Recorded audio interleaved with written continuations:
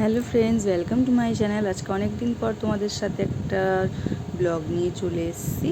দেখতেই পাচ্ছ যে এগুলো বকফুল নিয়ে ভাবছো হয়তো কী করছে। বকফুলগুলো আমার ঠাকুমা আজকে সকালে এনে দিয়েছে।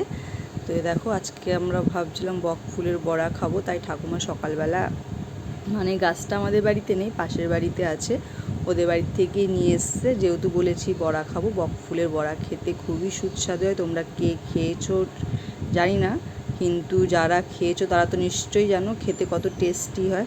আর যারা খাওনি তারা কিন্তু অবশ্যই বাড়িতে ট্রাই করতে পারো বকফুলের বড়াটা। তো দেখো, বকফুলের হচ্ছে প্রথমে ভেতরে যে একটা শক্ত মতো কাঠি থাকে সেটাকে ফেলে দিতে হবে। আমি যেমন দেখো ফেলছি, মাঝখান থেকে ফুলগুলো নিয়ে একদম একটুখানি খুলে নিয়ে মাঝখান থেকে বড়াটার মানে ফুলের কাঠিটা ফেলে দিচ্ছি, শক্ত কাঠিটা, কারণ ওটা শক্ত হয়, ভাজলেও মুখে মানে চিবোনো যায় না, একটু তেতো তেতোও লাগে। এর জন্যই ফুলের বড়াটাকে আগে ফেলে দিতে হবে। দেখো আমি যেভাবে ফেলে দিচ্ছি, যারা জানো না তারা অবশ্যই, তাদের জন্যই ভিডিওটা, যারা জানো তারাও দেখো, আমার ভালো লাগবে।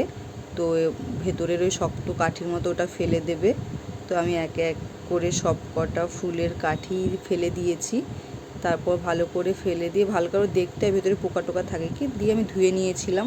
তারপর দেখো বেসন, কালো জিরে, আবার একটু পেঁয়াজ কুচিও দিয়েছি, লঙ্কা কুচি, নুন, হলুদ দিয়ে ভালো করে জল দিয়ে ব্যাটারটা করে নিয়েছি। দেখো অল্প অল্প জল দিয়ে মাখতে হবে।